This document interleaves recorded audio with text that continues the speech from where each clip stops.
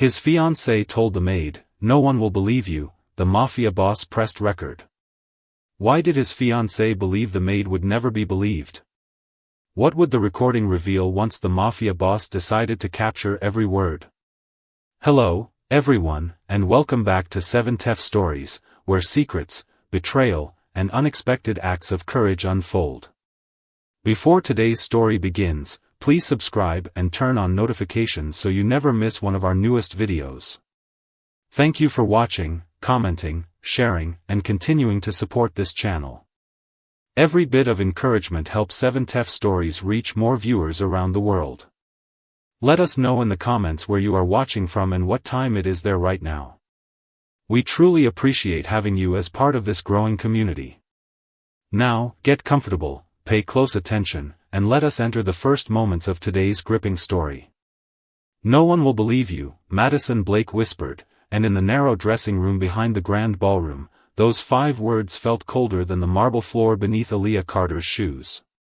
The party outside was still breathing in silk and champagne, every laugh polished, every glass lifted under chandeliers bright enough to make the whole Moretti mansion glow like a palace on the edge of Long Island Sound.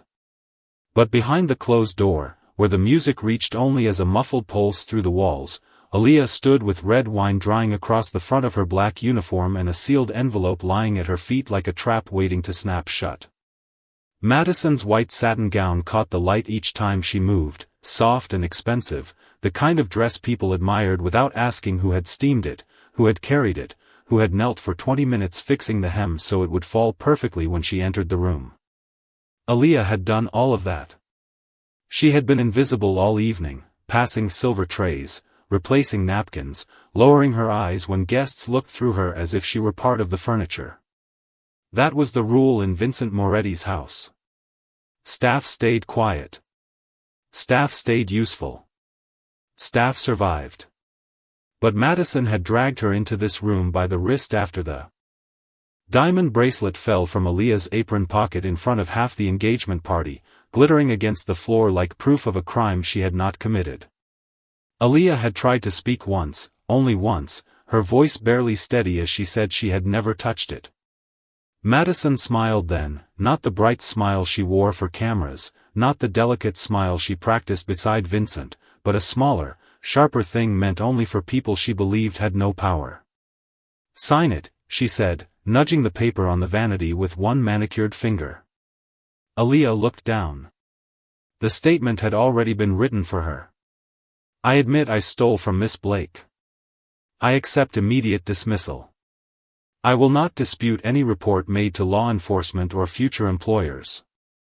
Her stomach tightened so hard she could barely breathe. "Ma'am," Aaliyah said softly, "I can't sign a lie."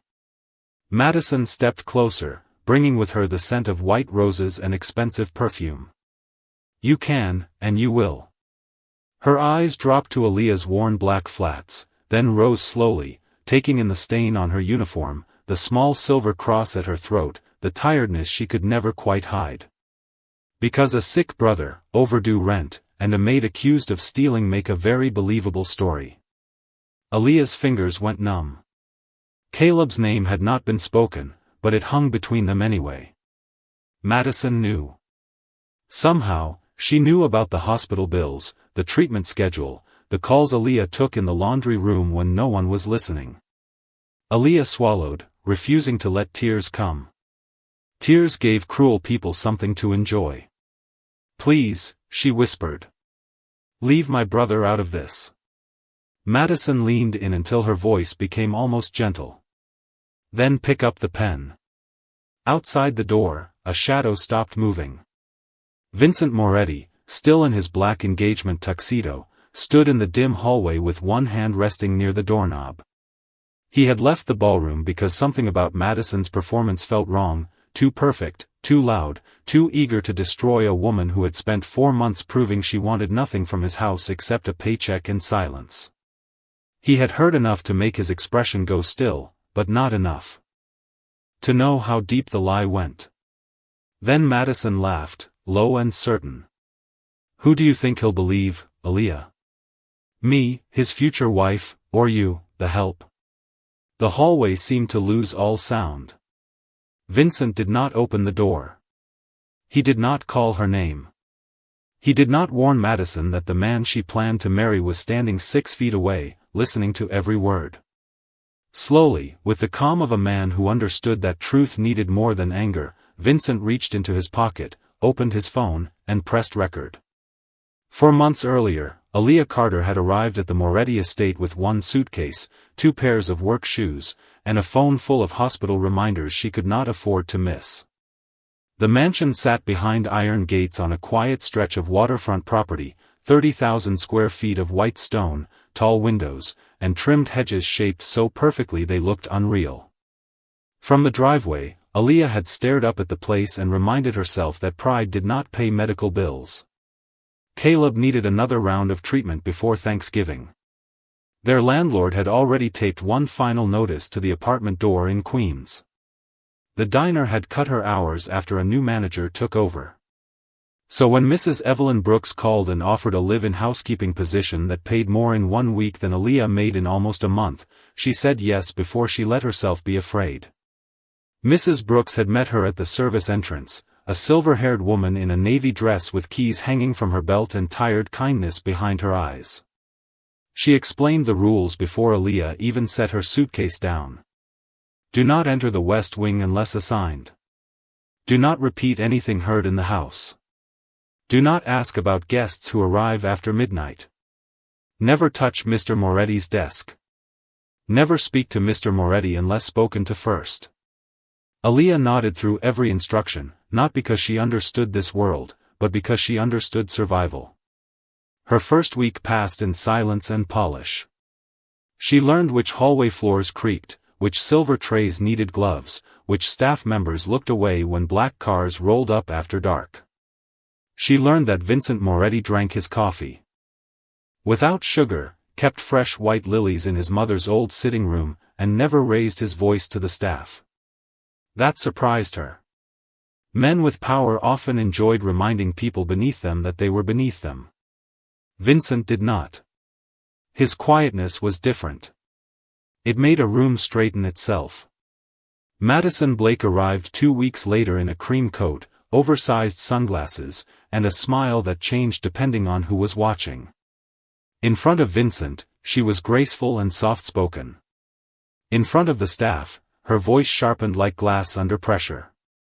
She sent soup back because it was too warm, flowers back because they were too white, and once made a laundry girl redo an entire closet because one sleeve faced the wrong direction.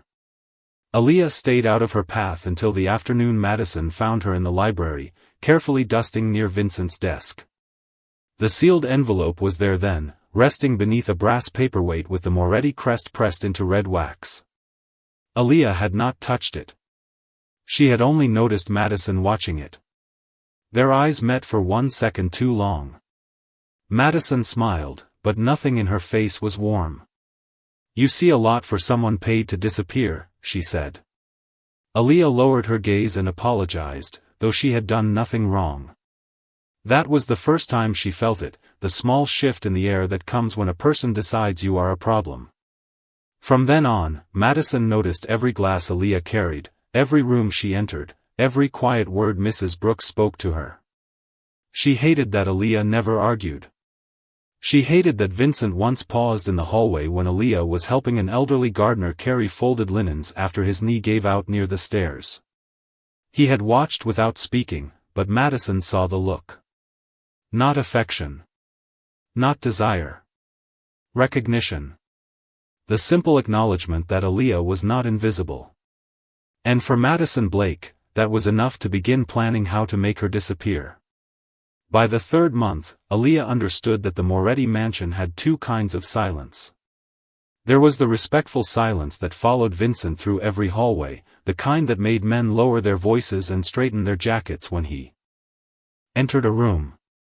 Then there was the frightened silence Madison created, the kind that made maids stop laughing in the pantry and gardeners pretend not to hear when she called their names. Aaliyah tried to live between both silences without disturbing either one. She woke before sunrise, tied her curls beneath a neat scarf, pressed her black uniform until the seams looked sharp, and moved through the mansion like a shadow trained not to leave fingerprints. Every morning, she checked her phone in the laundry room before breakfast service, waiting for updates from Caleb's clinic in Queens. Some days the messages were simple reminders. Other days they were numbers, cold and exact, balances due, appointment fees, medication costs, each one landing in her chest like a stone. She never let anyone see her face change. Mrs. Brooks noticed anyway. The older housekeeper began leaving extra sandwiches wrapped in wax paper near Aaliyah's locker and pretending she had made too many. Aaliyah accepted them with quiet gratitude because kindness, in that house, had to be handled carefully. It could become a weakness if the wrong person saw it. Madison saw everything. She saw Mrs. Brooks soften around Aaliyah. She saw Luca Bennett, Vincent's trusted security chief, nod respectfully when Aaliyah carried fresh towels past his post. She saw Vincent pause one rainy afternoon when Aaliyah knelt in the front hall to help a delivery boy gather envelopes he had dropped from a soaked canvas bag. Vincent had been speaking to two men in dark suits, but his attention shifted for only a moment. That moment was enough. Madison's smile tightened. Later that evening, she spilled tea across a silk runner and made Aaliyah clean it twice, though the stain had vanished the first time. "Careful," Madison said, watching from the doorway. "Some people start thinking decency makes them special." Aaliyah kept her eyes on the fabric. "Yes, ma'am." The engagement party was announced 2 weeks later, and the mansion changed overnight. Florists arrived with white roses by the hundreds. Caterers measured table spacing in the ballroom. A string quartet rehearsed near the terrace while staff carried crates of crystal glasses through the service hall. Madison became brighter in public and crueler in private. She corrected Aaliyah's posture, criticized her voice, and once ordered her to polish the same silver bowl for almost an hour while standing beneath a security camera. Aaliyah endured it because Caleb had a treatment review coming, and one missed paycheck could mean another delay. Then, on the morning before the party, Aaliyah entered the library with a dust cloth and a linen cart and found Madison standing behind Vincent's desk. The room smelled of leather, old books, and rain against the windows. Madison froze with one hand near the brass paperweight. Beneath it, the red wax seal on the Moretti envelope was broken. For 3 seconds, neither woman moved. Aaliyah saw the envelope. Madison saw her seeing it. Then Madison slid the paperweight back into place and smiled with perfect calm. "You should learn when not to notice things," she said. Aaliyah lowered her gaze, but the warning had already settled deep in her bones. By sunset, she understood that Madison was not only afraid of being disliked. She was afraid of being discovered. The day of the engagement party arrived with a pale silver sky over Long Island, the kind of cold, expensive morning that made every window in the Moretti mansion look like a mirror. By 8 o'clock, the service entrance was already crowded with caterers carrying insulated cases, florists balancing towers of white roses, and assistants moving through the halls with clipboards pressed against their chests. Aaliyah kept her head down and worked faster than anyone asked her to. She polished the champagne flutes until her fingers ached, lined linen napkins along the banquet tables, and checked the guest bathrooms twice because Mrs. Brooks trusted her with the details that important people only noticed when they were wrong. But beneath every careful movement, her mind kept returning to the library, to Madison's hand near the broken seal, to the envelope that had not looked like a love letter or a party detail or anything a future bride should have been touching. Around noon, Aaliyah found a quiet moment near the pantry and tried to speak to Mrs. Brooks, but Madison appeared at the end of the hall before Aaliyah could say more than the housekeeper's name. She was wearing a white silk robe then, her hair pinned up, her face calm in a way that made Aaliyah feel less safe, not more. "I need Aaliyah upstairs," Madison said. Mrs. Brooks hesitated, just one breath too long. "She is assigned to the ballroom." Madison smiled. "And now she is assigned to me." The upstairs suite smelled of hairspray, gardenias, and warm fabric from the steamer. Madison stood in front of 3 mirrors while 2 stylists adjusted her veil, all of them pretending not to hear the way she spoke to Aaliyah. Bring the shoes. Move the dress. Lift the train. Not like that. Again. Aaliyah obeyed each order with quiet precision, but her heart beat harder when she saw the small diamond bracelet resting open on the vanity. She recognized it from the velvet case Madison had made everyone admire the night before. The clasp was undone. The bracelet should have been locked away, not placed inches from the edge of a crowded makeup table. Madison caught her looking. "Beautiful, is it not?" she asked. Aaliyah stepped back. "Yes, ma'am." Madison picked it up and let it swing from one finger, each stone catching the light. "Vincent gave it to me after our first charity gala. He said it suited me." Her reflection smiled. Delicate things are easy to lose in a house this busy. Aaliyah felt the warning before she understood the plan. She kept both hands visible at her sides.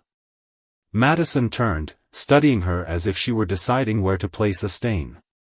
Then a stylist called for more pins, and for one brief moment, everyone looked toward the door. Madison's hand moved. Fast, graceful, practiced. The bracelet disappeared from the vanity.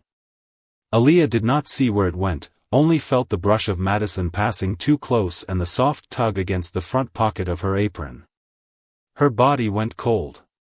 She reached down instinctively, but Madison's voice stopped her. "Do not touch your uniform." The room became still. The stylists lowered their eyes.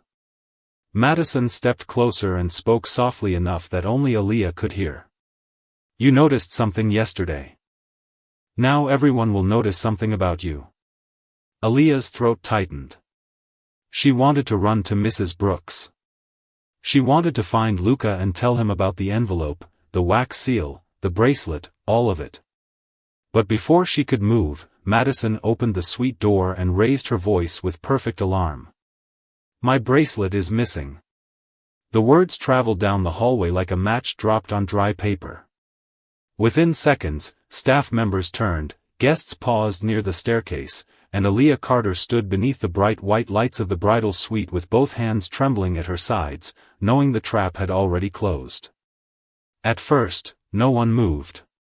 The bridal suite held its breath around Aaliyah as Madison pressed one hand to her chest with the perfect expression of a woman wounded in front of witnesses. The stylists exchanged nervous glances. A junior caterer stopped in the hallway with a tray of folded place cards. Mrs. Brooks appeared at the top of the stairs, her face tightening the moment she saw Aaliyah standing alone beneath Madison's cold attention. "I had it right here," Madison said, her voice shaking just enough to sound believable. "The bracelet Vincent gave me. It was on the vanity 5 minutes ago."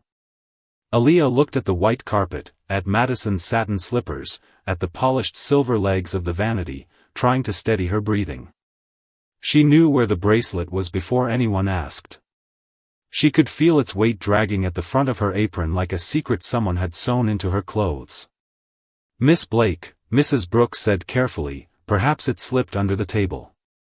"Then let us look," Madison replied, turning slowly toward Aaliyah. "Starting with the person who was closest to it." Every eye shifted. The hallway outside had filled now, not with the full party yet, but with enough people to make shame feel public. Aaliyah lifted her chin. Her voice came out quiet, but clear. "I did not take anything." Madison's expression softened into false pity. "Aaliyah, this will be easier if you tell the truth." The words were gentle. The meaning was not. Mrs. Brooks stepped forward, but Madison raised one hand. "No. I want everyone to understand what happened before rumors begin." She reached toward Aaliyah's apron, then stopped inches away, as if touching her would be too unpleasant. "Empty your pockets." Aaliyah's pulse thudded in her ears. The correct choice was obvious. Refuse, and look guilty. Obey, and become what Madison had decided she was. Slowly, she reached into one pocket and pulled out a folded cleaning list. From the other, a key to the linen closet and a small packet of tissues. Then her fingers found the diamond bracelet. For 1 second, her hand froze around it. That tiny pause was all Madison needed. "Oh, Aaliyah," she whispered. Aaliyah pulled the bracelet free and held it in her open palm. The stones glittered under the sweet lights, bright and merciless. A gasp passed through the hallway. Someone murmured something under their breath. Mrs. Brooks went pale. "I did not put this there," Aaliyah said. Madison took the bracelet from her hand as if reclaiming something sacred from the dirt. "Then how did it get into your apron?" Aaliyah looked at her, and for the first time that day, anger rose above fear.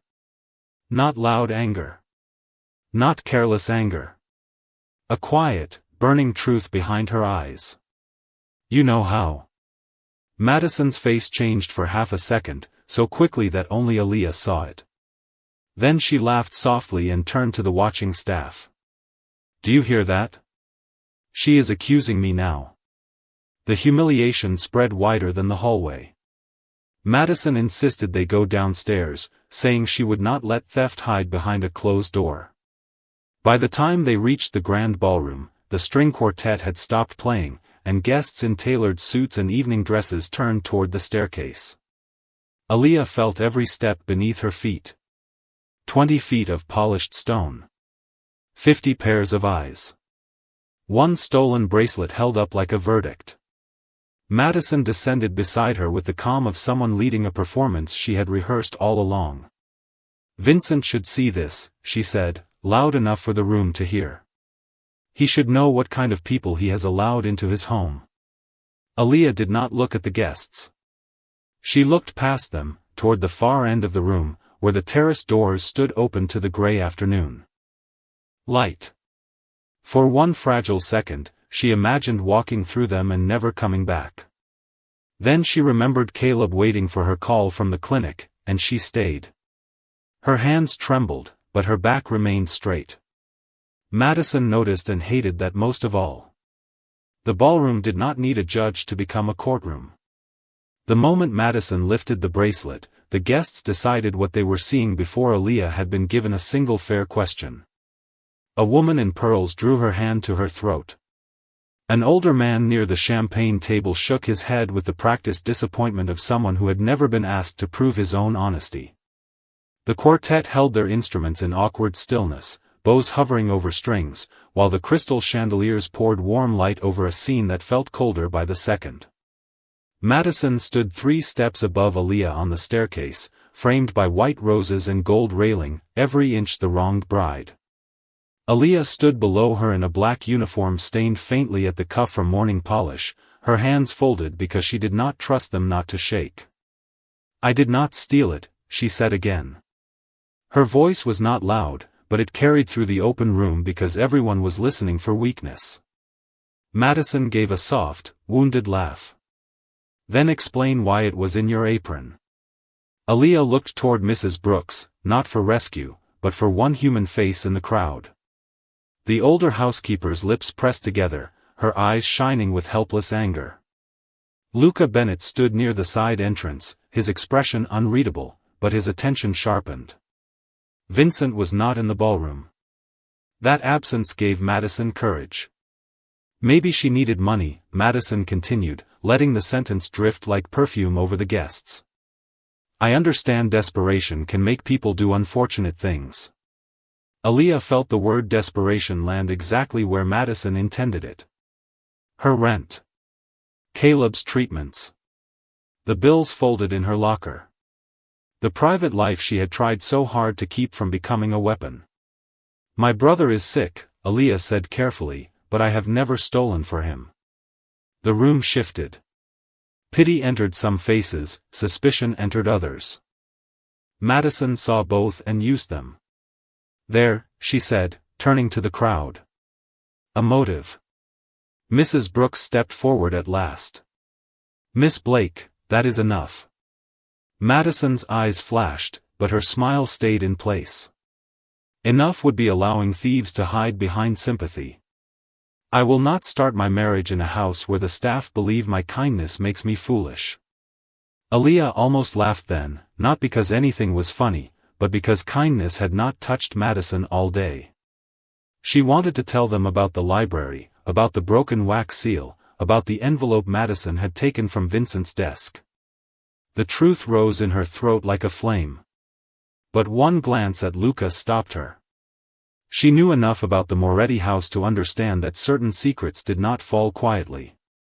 If she spoke in front of guests, the party would become something larger, something dangerous to people who had nothing to do with her pain. So she swallowed the truth and kept only the part that belonged to her.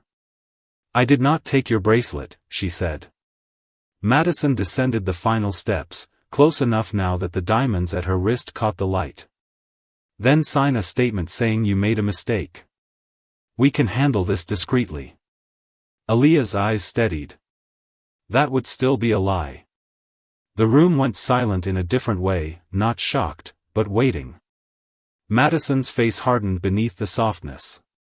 She reached for Aaliyah's arm, careful to make it look like guidance instead of control. "Come with me," she said sweetly. "We will discuss this in private." Mrs. Brooks moved as if to object, but Madison turned just enough for only Aaliyah to hear. "One more word, and I start with the hospital." Aaliyah's breath caught.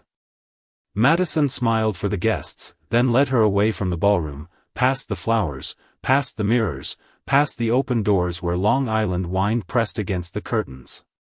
By the time they entered the narrow dressing room behind the grand hall, the music had not resumed. Madison closed the door softly, and the performance vanished from her face.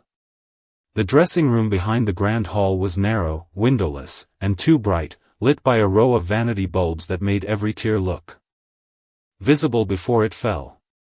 Madison released Aaliyah's arm as if the touch itself offended her, then crossed to the vanity and placed the diamond bracelet beside a silver hairbrush. The moment the door clicked shut, her shoulders relaxed. The injured bride from the ballroom disappeared, and the woman from the library returned, polished, cold, and completely certain of herself. "You almost ruined this in front of everyone," Madison said. Aaliyah stayed near the door, her fingers curled around the edge of her apron. "I told the truth." Madison turned, smiling faintly. "Truth is not what happened, sweetheart. Truth is what people with power can prove." The sentence settled between them, ugly and calm. Aaliyah looked at the paper waiting on the vanity, the written confession placed beside a pen with a gold cap. It had not been prepared in panic. It had been typed, printed, and folded before the bracelet ever touched her pocket. That realization hurt more than the accusation. Madison had not lost control. She had planned every step. "You wanted this to happen," Aaliyah said. "I wanted a clean house before my wedding." Madison picked up the pen and held it out. "Sign it, leave through the service entrance, and I might be generous enough not to press charges." Aaliyah did not take it. "I cannot confess to something I did not do." The smile left Madison's mouth, but not her eyes. "You still believe this is about the bracelet?" She stepped closer, lowering her voice. "It is about knowing your place. Yesterday, in the library, you saw something that did not belong to you. A smart girl would have forgotten it." Aaliyah's breath slowed. So Madison had been waiting for her to mention the envelope. Waiting to see whether fear would silence her. "I did not touch Mr. Moretti's papers," Aaliyah said. "No," Madison replied. "You only saw me touch them." The confession came so smoothly that for a moment Aaliyah could not move. Outside the wall, the muffled ballroom remained quiet, as if the whole mansion were listening without knowing why. Madison leaned against the vanity, her white gown pooling around her like snow that had never known dirt. That envelope contained information. Vincent would have misunderstood. Business information. Family information. Things better handled by people who understand the world he lives in.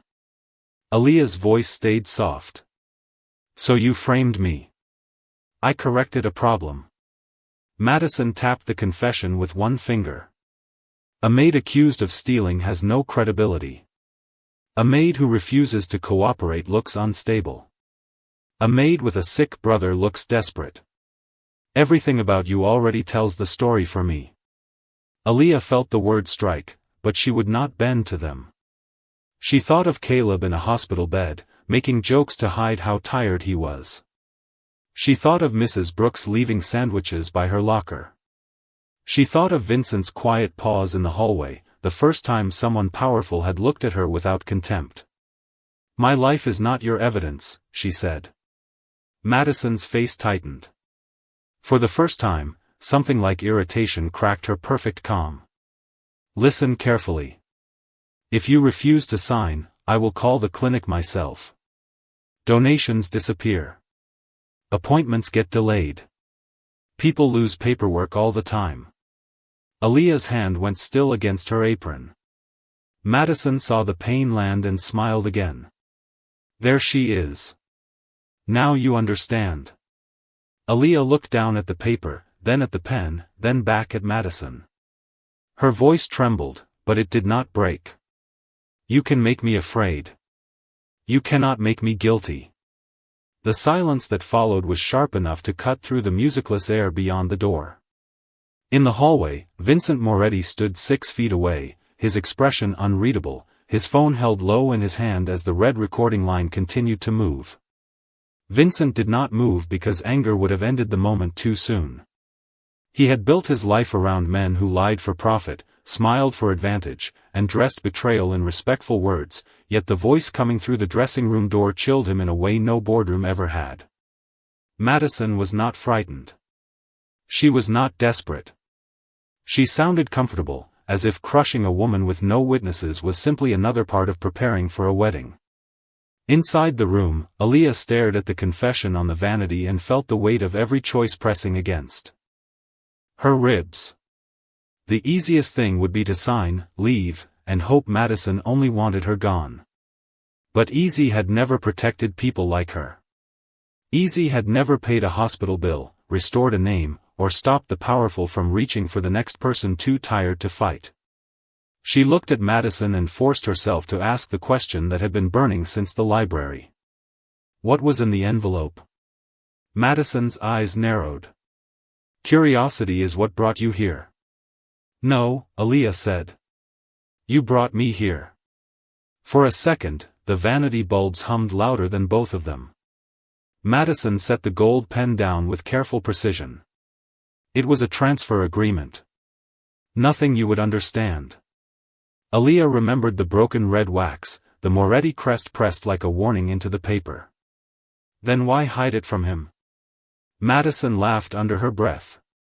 "Because Vincent has a weakness. He believes loyalty should be earned slowly. My father believes loyalty can be arranged more efficiently." The words were soft, but outside the door Vincent's face changed. Not much.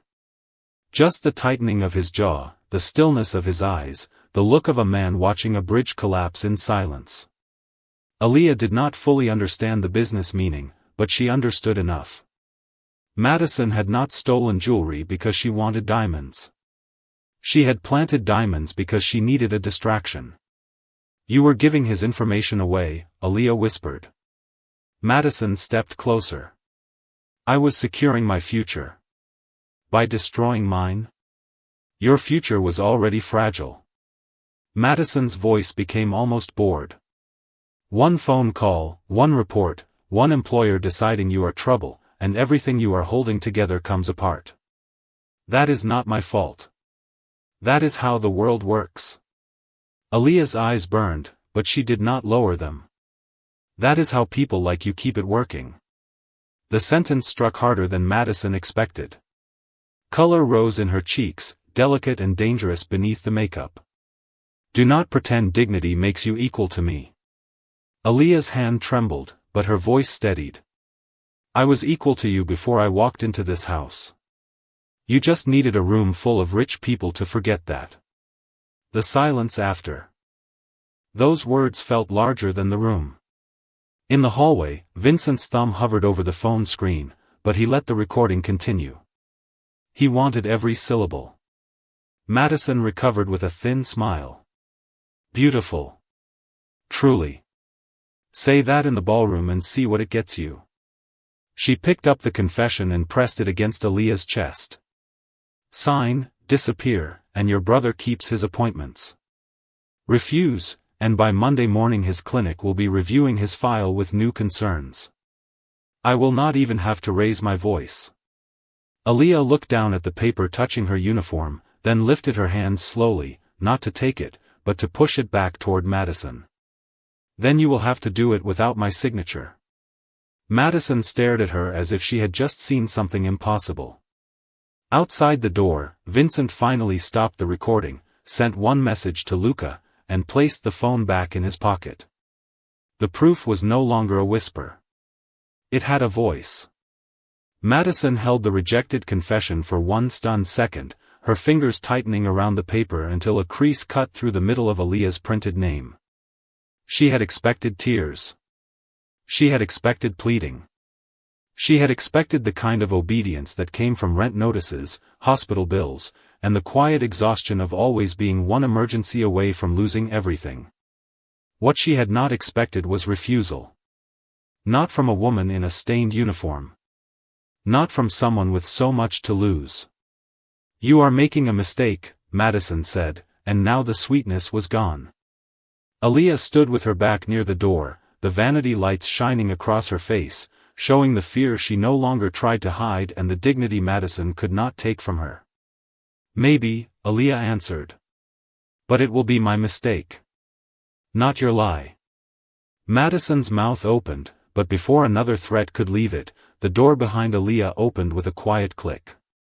The sound was small, almost polite, yet it changed the air so completely that both women froze.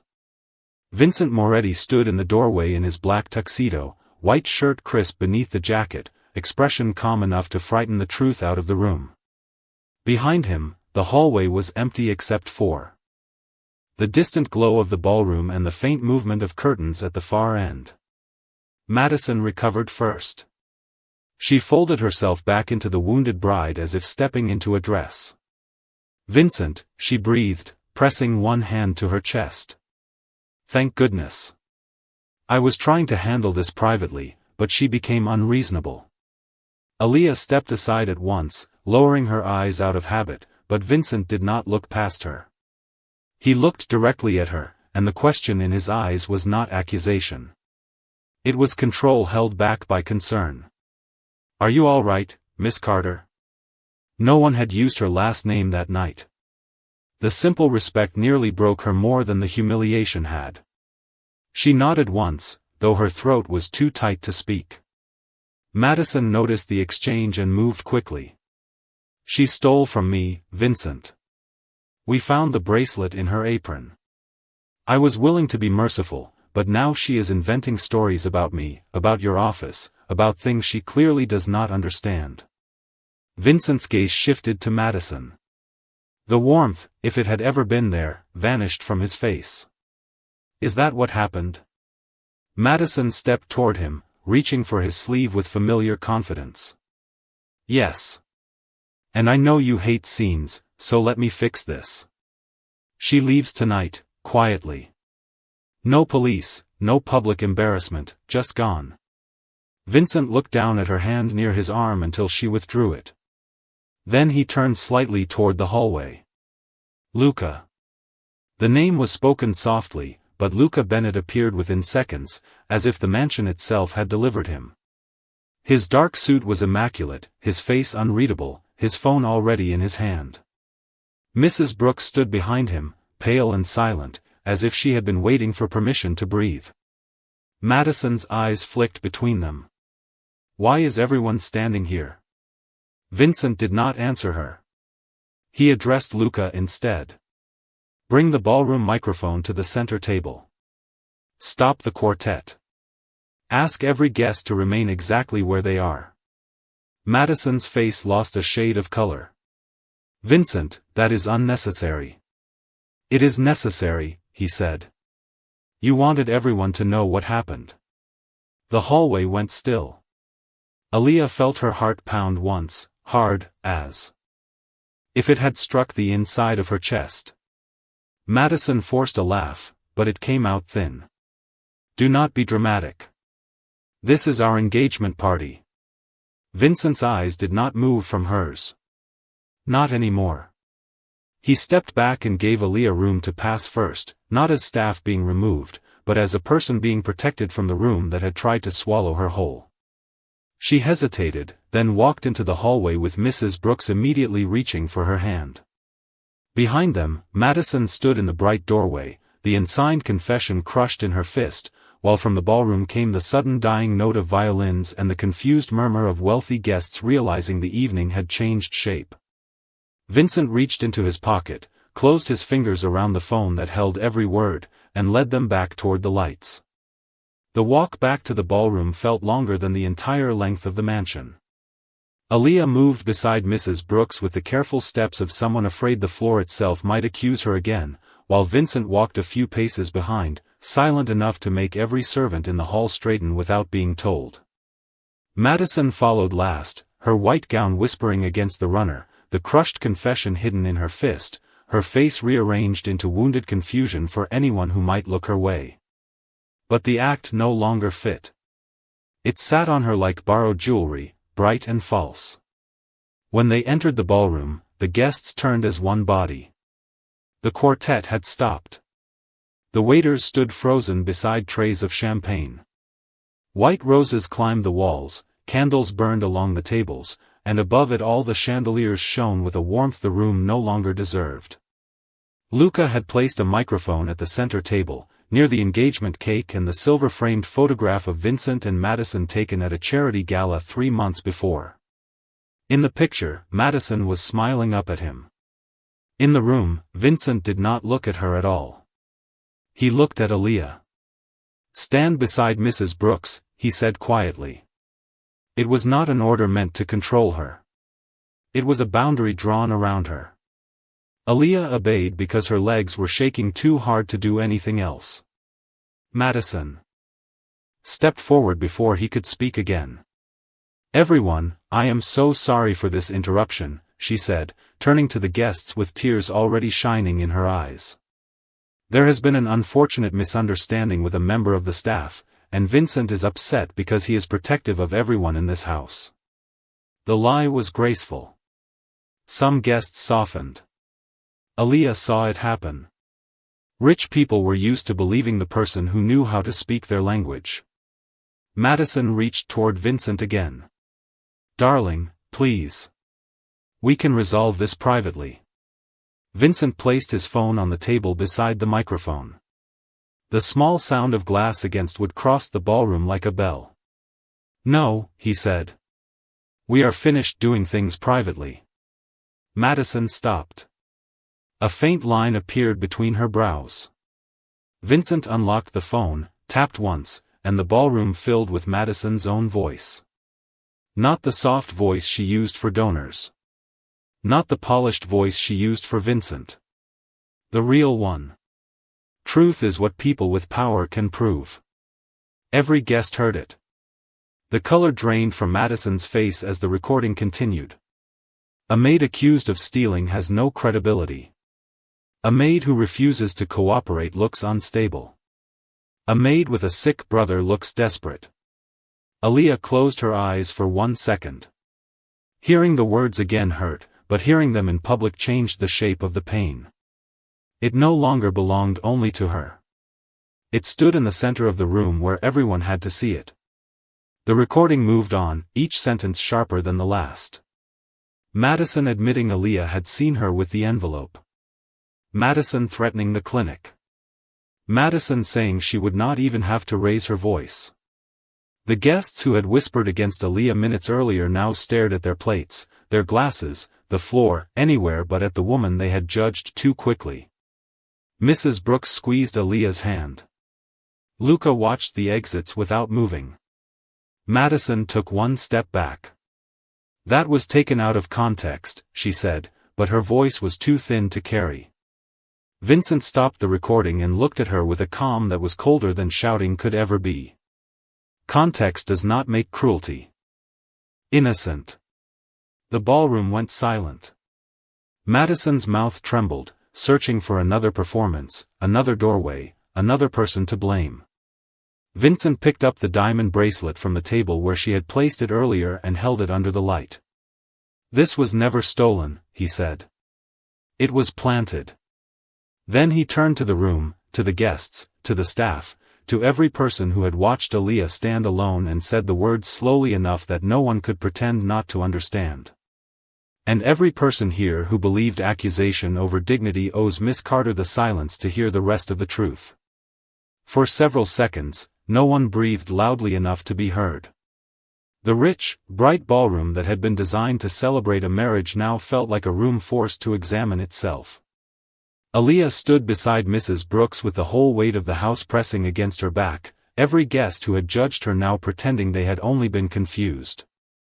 Vincent turned slightly toward her, and for the first time since the accusation began, the room waited for the person with the least power to speak. "Miss Carter," he said, his voice low enough that it did not bruise the silence, "tell me what you saw in my library yesterday." Aaliyah's fingers tightened around Mrs. Brooks's hand. The answer had been trapped in her chest all day, not because she doubted it, but because truth in a house like this felt dangerous when spoken by the wrong mouth. She looked at Madison, whose face had gone still beneath the makeup, then at the guests, then back to Vincent. "I saw Miss Blake behind your desk," she said. The red wax seal on the Moretti envelope was broken. Her hand was near it. "She told me I should learn when not to notice things." A murmur rose, then died when Vincent lifted one hand. Madison laughed once, but the sound cracked before it became convincing. "That is absurd. She is inventing this because she was caught." Vincent did not answer her. He looked at Luca. "The West Library." Luca stepped forward with a tablet in one hand and a cream-colored evidence sleeve in the other. He placed both on the center table with the careful respect of someone setting down something heavier than paper. "The hallway camera outside the library shows Miss Blake entering at 11:43 yesterday morning," Luca said. "She remained inside for 9 minutes. Miss Carter entered later for cleaning duty. She never approached the desk until after Miss Blake had already left."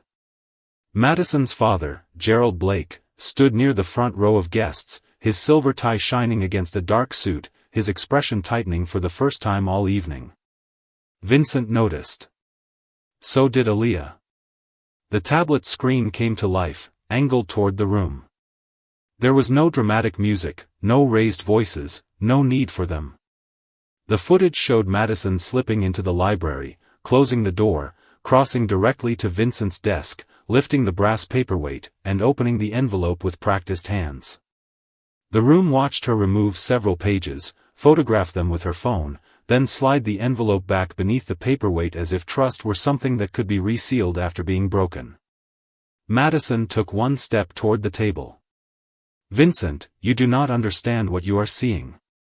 "I understand perfectly," Vincent said. Luca opened the cream-colored sleeve and removed the envelope itself. The red wax had been pressed back into place, but the break was visible beneath the crest, a thin scar across the seal. Vincent looked at it for a long moment, and something in his face changed from disappointment to finality. "This envelope contained private transfer documents related to a property trust created by my mother," he said. "Not business leverage. Not a wedding asset. Family." The word landed softly, but it struck harder than anger. Aaliyah watched Madison's face empty. Gerald Blake looked toward the exit, but Luca was already standing calmly between the guests and the side doors, not threatening anyone, simply making sure no one slipped away from the truth. Vincent turned back to Aaliyah. "You saw this and still did not expose it in front of the room." Aaliyah swallowed. "I did not know what it meant. I only knew it belonged to you, and I knew saying it out loud in front of guests could hurt people who had nothing to do with me." The silence changed. Again. It became something like shame. Vincent looked at the crowd, then at the woman who had nearly become his wife. "She protected my house while you tried to use it." Madison opened her mouth, but there was nothing left that could make cruelty sound elegant. The diamonds on her wrist flashed under the chandelier, bright and useless, while Aaliyah Carter stood in her stained uniform and became the only person in the room whose honesty did not need decoration. The first sound after Vincent spoke was not Madison crying or the guests whispering, but the soft scrape of Mrs. Brooks pulling a chair closer to Aaliyah because she had seen the young woman's knees begin to weaken. Aaliyah did not sit. Not yet. She had spent too many hours being pushed down by accusation to let the room remember her only as someone who had nearly fallen. Vincent saw the effort it cost her, and something in his expression softened before he turned back to Madison. "The engagement is over," he said. "No shouting. No performance. Just 4 words, clean and final, spoken beneath $10,000 of white roses arranged for a future that had just disappeared." Madison stared at him as if dignity itself had betrayed her. "You cannot do this in front of everyone."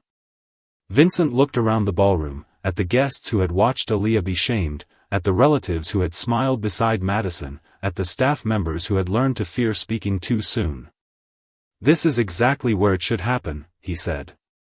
"She was accused in front of everyone. She will be cleared in front of everyone."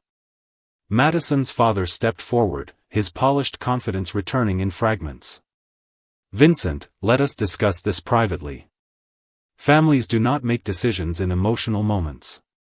Vincent's eyes moved to the broken wax seal on the table. "My mother's trust was not emotional. Your daughter's threats were not emotional. Framing an employee and using her brother's health as leverage was not emotional." Gerald's mouth closed. The room seemed to shrink around him. Luca lifted the tablet again and quietly added, "Copies of the footage and recording have been secured. Mrs. Brooks has also confirmed Miss Carter was assigned to the ballroom at the time the bracelet went missing from the bridal suite." Mrs. Brooks straightened. "And I should have spoken sooner," she said, her voice trembling but firm. "Aaliyah has been nothing but honorable in this house." Aaliyah turned toward her, startled by the apology hidden inside the statement. It was not enough to erase the pain, but it placed one small stone back where the world had knocked it loose. Vincent removed the diamond bracelet from the table and set it beside Madison's confession. "Take your jewelry," he said to Madison. "Leave the ring." The ring on Madison's finger caught the chandelier light as her hand curled into a fist. For a moment, everyone saw the battle inside her face, the wish to argue, to deny, to weep, to command the room back into believing her. But truth had taken the microphone first, and there was no performance left that could outrun its own voice. Slowly, Madison removed the engagement ring and placed it on the table. It made the smallest sound, but half the guests flinched as if something sacred had broken. Vincent nodded to Luca. "Please see Miss Blake and Mr. Blake to their car." Luca stepped aside with calm professionalism, not touching, not threatening, simply opening a path toward the exit that no longer belonged to them. Madison paused near Aaliyah, and for one sharp second, old contempt flickered in her eyes. Aaliyah held her gaze. She did not smile. She did not lower her head. She only stood there, breathing, alive inside her own name. Madison looked away first. When the doors closed behind the Blake family, the ballroom remained silent. Then a woman in pearls, the same woman who had drawn back from Aaliyah on the stairs, stepped forward with tears in her eyes. "Miss Carter," she said quietly, "I am sorry." One apology became another, not loud, not dramatic, but uneven and human, moving through the room like people returning stolen air. Vincent did not let the apologies become a show. He raised one hand, and the room quieted again. "From this evening forward," he said, "no employee in this house will be spoken to as less than a person. Anyone who cannot accept that can leave before dessert." "No." One moved. Aaliyah finally sat down, not because she had been defeated, but because Mrs. Brooks was holding her hand and the room no longer required her to stand trial. Vincent walked over and stopped at a respectful distance. "Your brother's clinic will receive a call tonight," he said softly. Aaliyah looked up fast, fear flashing again. He understood before she spoke. "Not as payment." Not as a favor you owe me. As repair for harm done under my roof. Her eyes filled then, quiet and uncontrollable. Vincent lowered his voice. You protected my family when you had every reason to protect only yourself. Let me make sure yours is safe. The chandeliers glowed above them, but for the first time all night, the brightest thing in the room was not diamond, crystal, or gold. It was the steady look in Aaliyah Carter's eyes as she realized the lie had failed to bury her. Later that night, after the guests had left in quiet clusters and the last of the champagne had gone untouched on silver trays, the Moretti mansion looked strangely honest. Without music, without speeches, without Madison's white roses pretending to bless the walls, the house became only stone, glass, and shadows. Aaliyah sat in the small breakfast room near the kitchen with a wool blanket around her shoulders and a cup of tea cooling between her hands. Mrs. Brooks had insisted she drink something warm, then disappeared to call the remaining staff together, not to scold them, but to make sure every person understood that silence could wound as deeply as words. Aaliyah could hear their low voices through the hall, the soft movement of people cleaning up the remains of a celebration that had turned into a reckoning. On the table beside her sat her phone. Caleb had called twice, and both times she had told him only that she was safe, because there are some nights too heavy to explain while someone you love is already tired. She had not told him that a woman had used his illness as a threat. She had not told him that a room full of strangers had looked at his sister like she was guilty before she even spoke. She had only listened to him joke about hospital food and promise that he would beat her at cards when he came home. That promise kept her steady. Near midnight, Vincent entered the breakfast room without the tuxedo jacket, his sleeves rolled neatly at the wrists, his expression less like a boss and more like a man standing in the ruins of his own judgment. He stopped at the doorway first, giving her space to decide whether she wanted him there. Aaliyah noticed that. Power usually walked in without asking.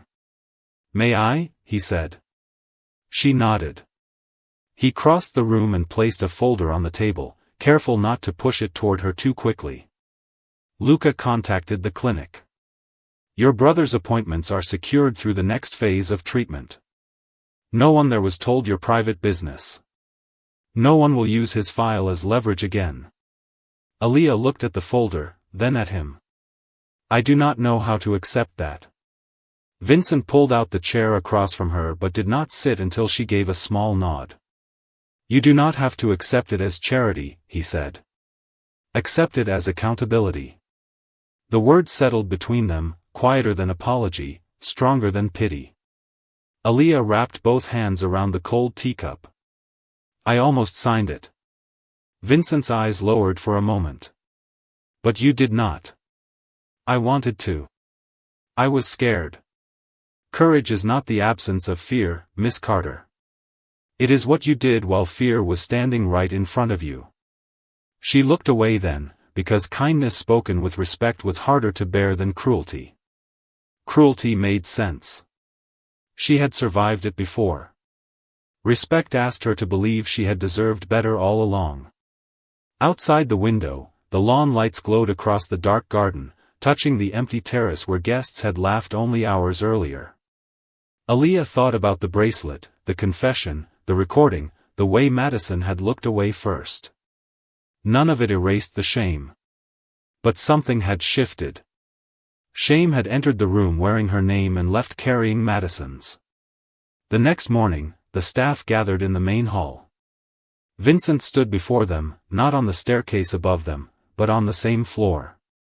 He announced that Aaliyah Carter would remain employed only if she chose to, with full pay for the week regardless of her decision, and that Mrs. Brooks would oversee a new rule for the house. No staff member would ever again be expected to endure disrespect to keep a job. No one clapped. It was not that kind of moment. They simply listened, and some lowered their heads because they understood too late what their silence had cost. Aaliyah stood near the back, her uniform freshly pressed, her silver cross resting at her throat. When Vincent finished, he turned slightly, not to display her, not to make her an example, but to acknowledge her. She held his gaze. This time, she did not look down. Weeks later, the white roses were gone, the engagement photograph had been removed, and the library envelope was locked where it belonged. Caleb's treatment continued. Mrs. Brooks still left sandwiches by Aaliyah's locker, only now she did it openly. And Vincent Moretti, a man many feared and few understood, never again mistook quietness for weakness. Because that night had taught him what power could not buy, what diamonds could not imitate, and what lies could not bury. A maid in a stained uniform had stood before a mansion full of judgment and kept her name clean. And that night, everyone in the Moretti house remembered what dignity looks like.